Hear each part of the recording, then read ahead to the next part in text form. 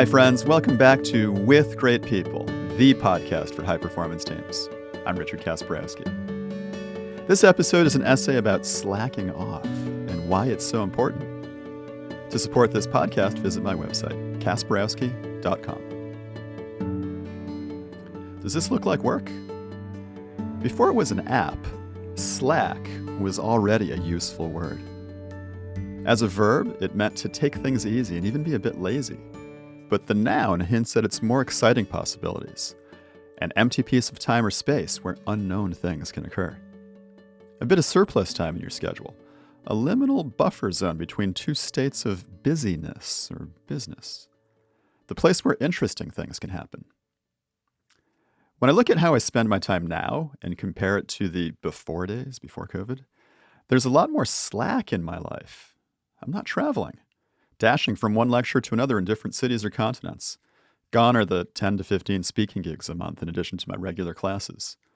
I'm not overscheduling. I'm not feeling a need to pack my days with outcomes and achievements. In these strange in-between days while the world is still in flux, my days are very different from what they used to be. I'm meditating. I'm making music. I'm walking. I'm noticing what's going on in the wider world and in my internal world. Back when I was hurrying from one keynote to the next, I didn't always have time to feel my thoughts and think my feelings and integrate the synergy between them. That was okay, because my work before me was clear. I thrived on the energy. The world was evolving and changing at a pace I could handle just fine. When everything turned upside down, I had to rethink the ways I'd been teaching and training people. I had to dig into first principles and the real lessons those decades of experience had brought to find resilience. Without overanalyzing it, I changed my pace and slowed things down until I found the right rhythm for the new normal, which is why my days now are so different. I'm playing piano, reactivating long-forgotten skills and learning new styles. I'm singing. I'm meditating, I'm walking, and I am working, creating at the same time. So why do I so often stop and wonder why it feels like I'm not working enough? To a casual observer, a lot of what I do certainly doesn't look like work. And it's true. I have the great privilege of being able to work creatively using my mind. I don't always have to trade my time for money. I'm at least a little bit free of those handcuffs, although almost all of us creative people have to work for someone else at least some of the time. Despite the great peace of mind this pattern of activity brings me, there's this twinge of guilt underlying it all. I was programmed by my parents and my peers, by my education and my career to equate being busy with being effective. That getting things done is the most important thing in the world, and that the more I get done, the better. But creativity doesn't happen in a vacuum. With the stimulation and space that my music and other activities provide, I'm inspired. I actually do generate more and better in the time that I spend doing what most people would call real work. It's as if I'm taking time for sharpening the saw. Suddenly I find a new edge on the saw or a better way to use it. And I'm not alone in this. It turns out that the world does not divide people into strictly artsy types and science types. The greatest minds of history were very multi-talented polymaths. Look at Da Vinci, Ramon y Cajal, Einstein, and his violin. Turns out people have known this for decades. I love reading research papers. It's one of my hobbies.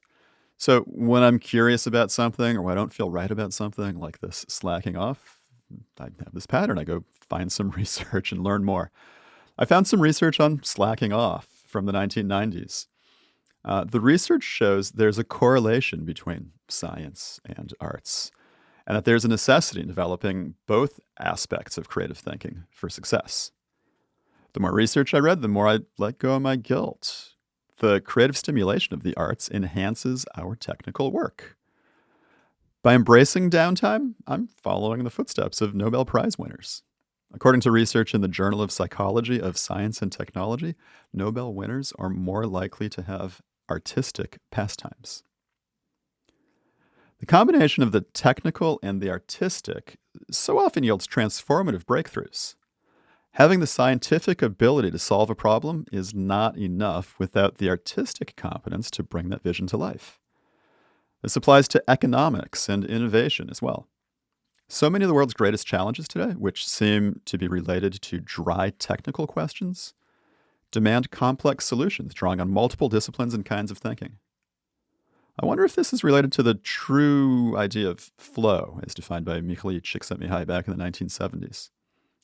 I get into this state of flow when I play piano, where it feels like anything is possible, and I'm reactivating a connection between my brain and my fingertips that I hadn't exploited in decades, literally 30 years. And I find that it's all still there.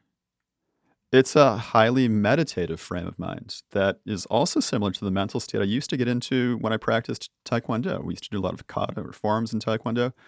We just do them over and over and over. I would let go of the guilt and just relax into this state of mind. A complex piano exercise is like a kata, demanding concentration that's simultaneously intense and delicate, continuously stretching my attention and focus with immediate feedback and perpetual possibility. Whenever I stop to think, I make a mistake. I don't know which note to play next. But when I relax my attention into the right space, I can go on for hours and hours. Like all deliberate practice, with enough repetition, it physically rewires your brain and becomes your natural state. The same with practicing the core protocols in your team communications, the teaming skills we develop to be emotionally open to one another, to the point we can forget that not every team is naturally like this. Or test-driven development. With deliberate practice, it becomes the only way you'd ever write code because of that immediate feedback you get when you hit a wrong note. And the music gets better. You write better code. You play more advanced scores. You get to the point where you can riff and jam and experiment, extending things this way or that to create something brand new. It doesn't always work perfectly, but this is where you get the serendipity of outcome. You only get into this state when you have some slack to doodle, to play around. So I'm going to try not to worry that I'm putting in more time on my piano keyboard than on my computer keyboard right now. And I challenge you to do the same. If you think you're slacking, if you're taking time out for self-care and creativity from your professional work, then recognize the good it's doing you and the good it's doing the world, enabling you to make better art or code or bread or marketing copy or whatever it is you do to keep the lights on. Let your brain work in parallel, using its circuitry creatively, and light up all its different pathways.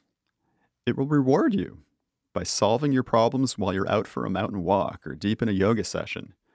And you might become the next Einstein or Da Vinci of your niche. Oh, and don't make your kids choose between science and arts either. Let them learn the joy of fulfilling their creative potential and finding things to do with their own slack time. Thanks for listening. And remember, to support this podcast, visit my website, Kasperowski.com.